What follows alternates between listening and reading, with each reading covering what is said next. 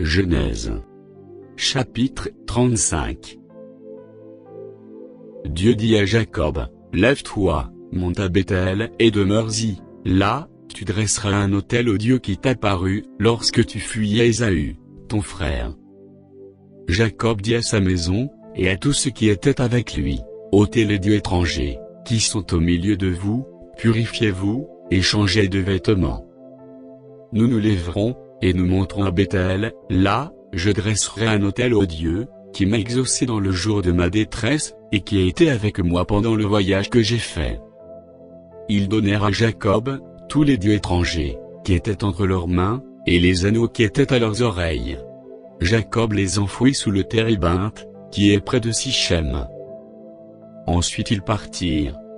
La terreur de Dieu se répandit sur les villes qui les entouraient, et l'on ne poursuivit point les fils de Jacob. Jacob arriva, lui et tout ce qui était avec lui, à Luz, qui est Béthel, dans le pays de Canaan. Il bâtit là un autel, et il appela ce lieu El Béthel, car c'est là que Dieu s'était révélé à lui lorsqu'il fuyait son frère. Déborah, nourrice de Rebecca, mourut, et elle fut enterrée au-dessous de Béthel, sous le chêne auquel on a donné le nom de chêne des pleurs. Dieu apparut encore à Jacob, après son retour de Padan Aram, et il le bénit. Dieu lui dit, ton nom est Jacob, tu ne seras plus appelé Jacob, mais ton nom sera Israël. Et il lui donna le nom d'Israël. Dieu lui dit, je suis le Dieu Tout-Puissant. Sois fécond, et multiplie, une nation et une multitude de nations naîtront de toi, et des rois sortiront de tes reins. Je te donnerai le pays, que j'ai donné à Abraham et à Isaac, et je donnerai ce pays à ta postérité après toi. Dieu s'éleva au-dessus de lui, dans le lieu où il lui avait parlé. Et Jacob dressa un monument dans le lieu, où Dieu lui avait parlé, un monument de pierre, sur lequel il fit une libation et versa de l'huile. Jacob donna le nom de Béthel au lieu, où Dieu lui avait parlé. Ils partirent de Béthel, et il y avait encore une certaine distance jusqu'à Ephrata, lorsque Rachel accoucha. Elle eut un accouchement pénible.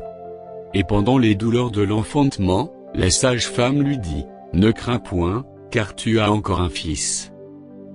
Et comme elle allait rendre l'âme, car elle était mourante, elle lui donnait le nom de Benoni, mais le père l'appelait Benjamin. Rachel mourut, et elle fut enterrée, sur le chemin d'Ephrata, qui est Bethléem.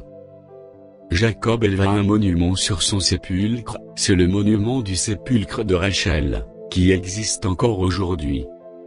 Israël partit, et il dressa sa tente au-delà de Migdal-Éder. Pendant qu'Israël habitait cette contrée, Ruben alla coucher avec Bila, concubine de son père. Et Israël la prit. Les fils de Jacob étaient au nombre de 12. Fils de Léa, Ruben, premier-né de Jacob, Siméon, Lévi, Juda, Issachar et Zabulon. Fils de Rachel, Joseph et Benjamin. Fils de Bila, servante de Rachel, Dan et Nephtali. Fils de Zilpa, servante de Léa, Gad et Azé. Ce sont là les fils de Jacob, qui lui naquirent à Padan Aram.